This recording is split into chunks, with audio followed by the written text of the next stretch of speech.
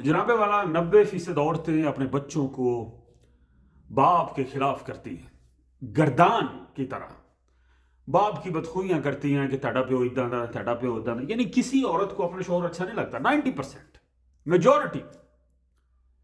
और गर्दान करती हैं कि तेरे प्यो ने आ किया, तेरे प्यो, हालांकि वो सारा कुछ करता है बेचारा, लेकिन किसी का शौहर सारा मैंने जाम ले, लेकिन किसी को अपने शौहर से मोहब्बत नहीं है उस दर्जे की जो होनी चाहिए।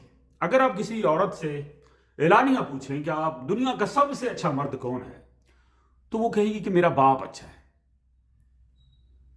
और अगर आप कहें कि दुनिया का सबसे बुरा मर्द कौन है, तो वो कहेगी कि मेरे 17 बच्चों का प्यो जड़ा ना सब तो गंदा। यानी कि ये मेंटालिटी है हमारी औरतों की, ये नाशुक्री थोड़ी सी मखलूक होती है। मर्द जो बाहर काम करता है ना, ज़ाहिर है हर बंदी की मुख्तलिफ नेचर है, मुख्तलिफ मजाज है, लेकिन ओवरऑल वो बच्चों को कभी भी माँ के खिलाफ नहीं करता। एक बाप जो है ना जितना भी गंदा, वो ये कभी नहीं कहेगा ताड़ी माँ फलानी, ताड़ी माँ ये, तो माँ, वो माँ से हमेशा मोहब्बत सिखाएगा। ये भी मैं मेजोरिटी की बात कर रहा हूँ, 90% 80% कुछ लोग होते हैं ऐसे भी जिनकी इश्यूज चल रहे होते हैं। तो याद रखो दोस्तों, हर वो घर काबिल एहतराम है जिस घर में किसी मर्द का जूता भी पड़ा हुआ है।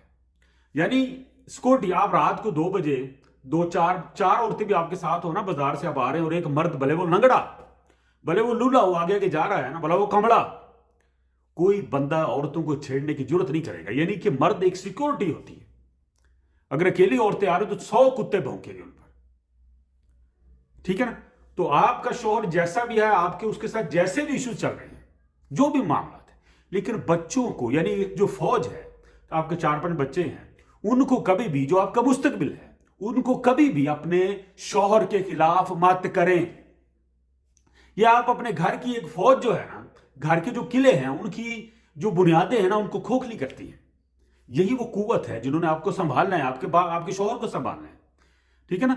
मैं कहता हूं, मैं अक्सर कहा करता हूं कि एक लफ्ज, एक जुमला, एक अमल सारी उम्र की मोहब्बत को नफरत में बदल देता है। और एक ही जुमला, एक ही अमल पूरी सारी उम्र की मोहब्बत जो होती है ना, नफरत होती है, उसको मोहब्बत में ही बदल देता है, और मोहब्बत को नफरत में बदल देता है। तो क्या पता कब आपसे शौहर के लिए मोहब्बत जाग जाए।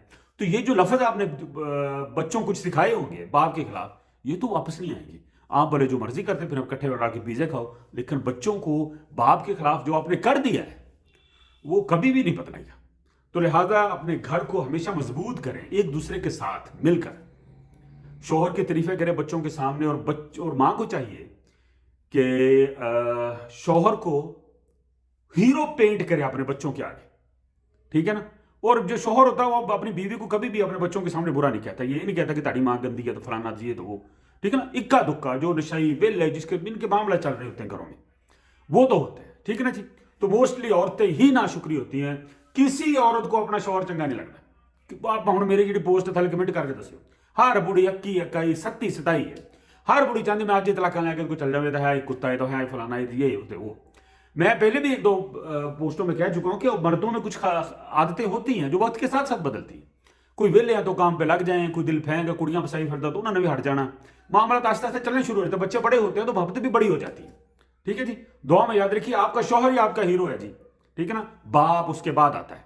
हाँ, ये ना हर थां ते मेरा प्यो चंगा तो मेरी मां चंगी, ना मेरी सस चंगी तो ना मेरा शौहर चंगा। दुआ में याद रखिए, कभी कभी कुछ पॉजिटिव बातें भी कर लिया करो, हर वेले अखियां सड़ियां।